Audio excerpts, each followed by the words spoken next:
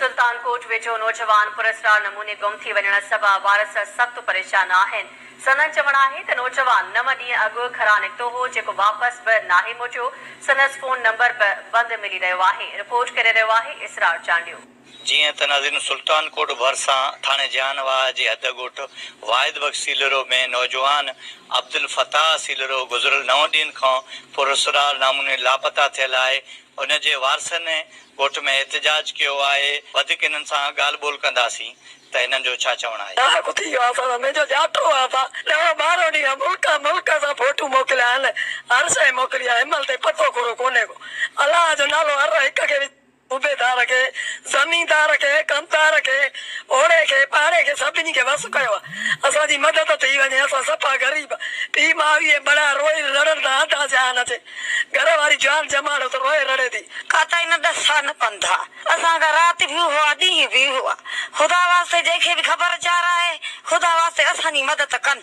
असांजो कोई बि कोन्हे, असां ग़रीब, न चोर, न धाड़ेल, न लोफर। असांजी मदद कई वञे। अब्बा निकिरी वियो आहे त वञा थो, मां चेरापुर वियो आहे त वरी मोटियो बि कोन्हे। जॾहिं खां वियो आहे त फोन नंबर बि बंदि आहे। इंतिज़ामिया खे अपील आहे त असांजी मदद कई वञे। हाणे हीउ त नओं वाक़ियो थियो आहे जेको हिनजो नौजवान पुटु गुम थी वियो आहे। हुनजो पीर सन जेको आहे सो पीउ आहे, भाउ जेको आहे उहो नंढो मासूम आहे। माउ बि हुनजी पीउ आहे। अलाह जो सहारो इहो ई सहारो आहे जेको हिननि खे रोज़ी करे खाराईंदो। हिनजे त घर में क़ुरान मथो पिया, पर मुंहिंजे घर में क़ुरान मचा जो त रोज़ क़ुरान कयूं मुंहिंजे घर में ठाहे।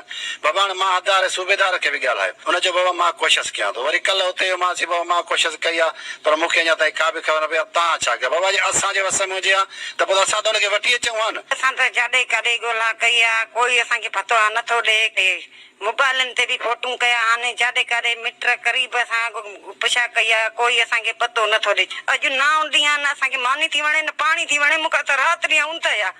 अलाह जे नाले ते मूंसां मदद कई वञे। मां ग़रीब मिसकीन सां, न मुंहिंजो अहिड़ो को मार जहिड़ो आहे, न को कुट जहिड़ो आहे, न मुंहिंजो कंहिंसां दुश्मनी आहे, न कयल आहे। पोइ जंहिं पुलिस वटि आहे, जंहिं वटि बि आहे, मूंसां मदद कयो मुसाफ़िर सां। न मोबाइल लॻे थी, न फोन नंबर लॻे थो, का शइ नथी लॻे। मिट माइट ॻोल्हे बीठा आहियूं, काथां बि नथो लॻे। खुदा रा असांजी मदद वस वारनि खे जेको मदद कई वञे असांजी। पहिरीं ॻाल्हि त हिन कंहिंसां बि दुश्मनी न हुई। ॿियो हितां हे वियो निकिरी वियो त सुबुह जो त मां वञा थो शेरापुर। पोइ हिन जे बावजूद बि 9 ॾींहं गुज़री विया। आला ऑफिसरनि खे बि असां हद SHO सां बि ॻाल्हायोसीं। उन चयो त बाबा फोटू तव्हां तस्वीरां बि व्हाट्सअप कयो। उन जो नंबर जेको आहे उहो मोकिलियो। उहो नंबर बि असां मोकिलियोसीं, तस्वीरां बि। पोइ उन जे बावजूद बि अञा ताईं का बि मदद न कई आहे। पंहिंजे भाउ खे ॻोल्हा कई वञे, असां ॾाढो परेशान। मदद न कई आहे। पंहिंजे भाउ खे ॻोल्हा कई वञे, असां ॾाढो परेशान आहियूं। उन खां सवाइ असांजो को सहारो कोन्हे।